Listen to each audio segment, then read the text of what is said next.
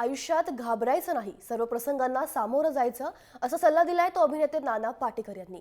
Fergusson महाविद्यालयात विद्यार्थ्यांशी संवाद साधताना नाना बोलत होते। ऑलिम्पिकमधली सिंधूची कामगिरी, जात तसंच अन्य सामाजिक विषयांवर विद्यार्थ्यांनी विचारलेल्या प्रश्नांना नानांनी अगदी रोखठोक उत्तरं दिलीत।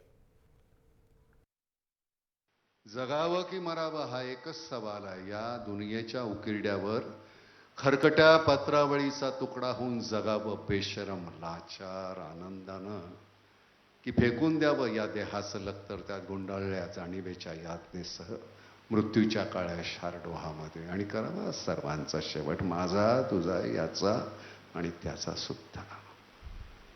मृत्यूच्या महासर्पानं जीवनाला असा डंख मारावा की नंतर येणाऱ्या निद्रेला नसावा जागृतीचा किनारा कधीही। पण त्या निद्रेला पुन्हा स्वप्न पडू लागलं तर ही स्मेक आहे। नव्या स्वप्नांच्या अनोळखी प्रदेशात प्रवेश करण्याचा धीर होत नाही, म्हणून आम्ही सहन करतो हे जुना जागेपण, सहन करतो प्रेताच्या निर्जीवपणानं अभिमानावर होणारे बलात्कार, अस्तित्वाच्या गाभाऱ्यात असलेल्या सत्वाची विटंबना, आणि अखेर करुणेचा कटोरा घेऊन उभे राहतो खालच्या मानेनं आमच्याच मारेकऱ्यांच्या दाराशी। विधात्या इतका कठोर का झालास? एका बाजूला ज्यांना आम्ही जन्म दिला ते आम्हाला विसरतात, आणि दुसऱ्या बाजूला ज्यांनी आम्हाला जन्म दिला तो तू देखील आम्हाला विसरतोस। मग विस्कटलेल्या हाडांचे हे सापळे घेऊन हे करुणा करा, आम्ही थेरड्याने कुणाच्या पायावर डोकं आदळायचं रे? कुणाच्या? डायरेक्ट देवाशी बोलायचं, आधेमध्ये कोणी येऊ द्यायचं नाही, मध्ये घाबरायचं नाही, सहज सहज येतं। आमच्या वासनेच्या दिन्यानं एखादा तृप्त आत्मा पृथ्वी तलावर येतो आणि आम्हाला वाटतं आम्ही आई झालो, बाप झालो।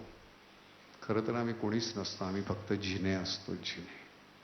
काय तात्यासाहेबांनी लिहून ठेवलंय तसे आनंद आपल्याला छान असे रंध्रातून गेले पाहिजे। दुःखांचा डोंगर रचणाऱ्या पापण्या उचलून पाहतेस त्यावेळी सूर्योदयावरील मेघखंडालाही स्तनाकार मिळतात, सापडतात विचित्र आकार लहरी हवेला, आणि निर्झरांच्या सोनसाकळ्या उसकटून पडतात रानोमाळ। काल तू होतीस कर नव्हे, आज तू आहेस कर नव्हे, उद्या तू असशील होत्या नव्हत्यांच्या लाटांवरील संधी प्रकाश।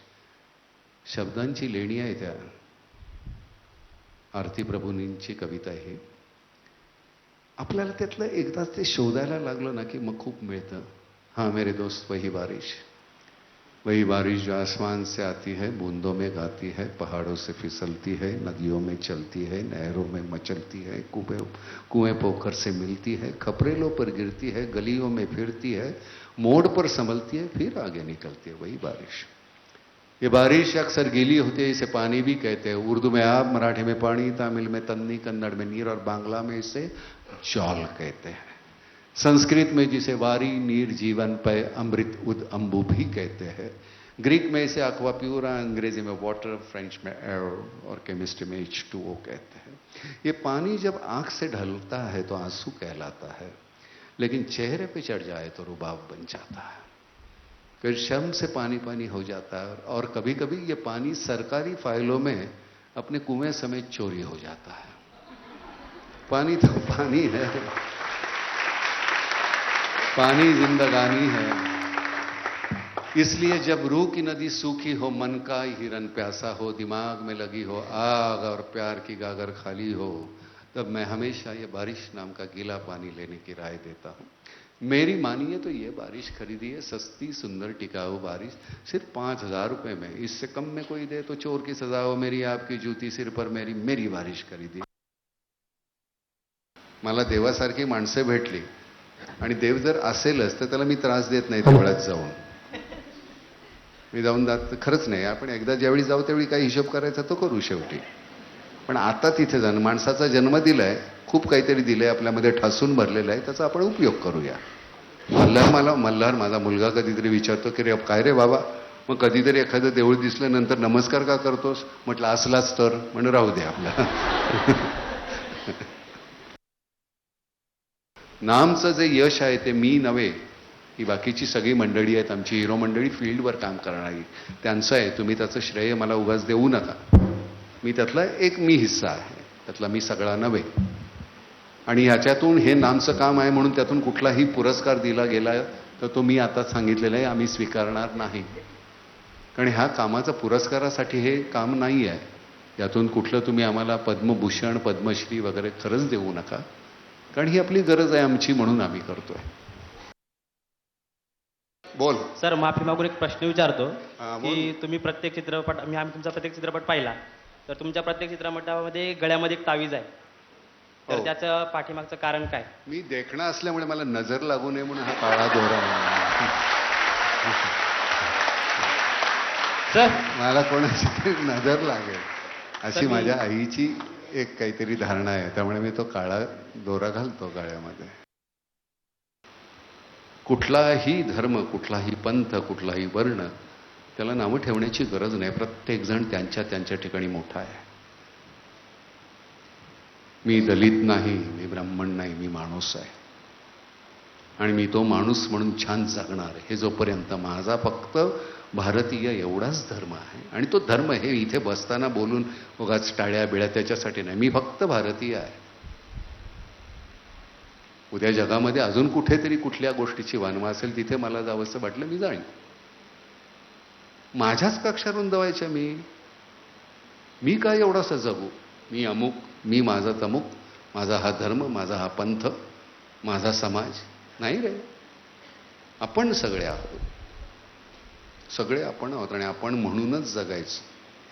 मग तो मुसलमान असेल, ख्रिश्चन असेल, शीख असेल, हिंदू असेल, मला माहिती नाही त्याच्या व्याख्या तुमच्या मनामध्ये काय आहेत. माझ्या मनामध्ये फक्त माणूस ही एकच व्याख्या आहे आणि तसंच जगायचं. फक्त षंडासारखं जगायचं नाही, पुरुषासारखं, माणसासारखं. माफ करा, पुरुषासारखं नाही, बाई आणि पुरुष दोघंही सारखेच. तर मग कास्ट हा विषय काय आहे की असं आपण कॉलेजला गेलो की ह्या कास्टला ही सवलत असणार? हे बघ, आता त्या सामाजिक ज्या काही गोष्टी आहेत त्याच्याबद्दल मी नाही बोलू शकत. मग त्याचा गदारोळ होईल, मग त्याच्यानंतर कॉन्ट्रोवर्सी, संध्याकाळी लगेच चर्चा त्याच्यावर. नाना म्हणलं हे आरक्षण नको, नाना म्हणलं ते आरक्षण नको, नानाला झोडा. नानाला काय अक्कल आहे? तर ते जे काय आहे राजकारणी याच्यावर घटनेमध्ये आहे ते त्यांचं त्यांनी बघावं. मला कधी जर वाटलं तर मला कुठल्याही आरक्षणाची गरज लागली का? मला समजून घ्या, असं मगाशी मी म्हटल्याप्रमाणे माझा अभिनय समजून घ्या. आपण काहीतरी नाही हरू, मग काय होईल? नाहीतर मग ती काल आमची सिंधू खेळलीच नसती. पहिला सेट जिंकून ती हरली, त्याचं कारण ॲग्रेशन कुठेतरी कमी पडलं. ती पलीकडची पोरगी होती ती एवढीशी होती, पण ती असं जी ओरडायची एक पॉईंट घेतल्यानंतर, तिचं ॲग्रेशन इतकं होतं. आणि तेच तिने जिंकल्यानंतर ती ज्या पद्धतीने होती ती, कारण त्यावेळची ती वेळ तुम्ही सोडायची नाही, कारण ती पुन्हा येत नाही. ती वेळ धरायची असते, तर ती वेळ धरा. खूप आयुष्य आहे तुमच्याकडे, नाहीतर नुसतं जगायचं नाही.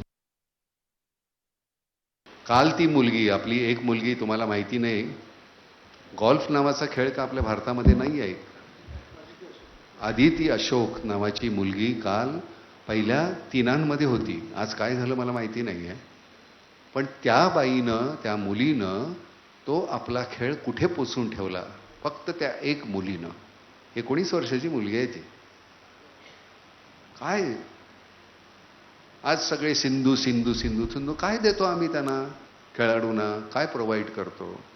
4 दिवसांनी 4 वर्षांनी ऑलिम्पिक आल्यानंतर उगाच आपल्या टी व्ही समोर बसायचं, आमचं तुम्ही एवढं नाव मोठं केलं म्हणायचं कोणी, आणि ज्यांनी नाही मिळवलं नंतर मग कोणीतरी काहीतरी कॉमेंट करायच्या. तसं नाही चालणार. चीननी 10 वर्षे आपली माणसं पाठवलीच नव्हती आणि त्याच्यानंतर गेले, एक मेडल मिळालं नव्हतं आणि त्याच्यानंतर एकदम 100 मेडल घेतली होती.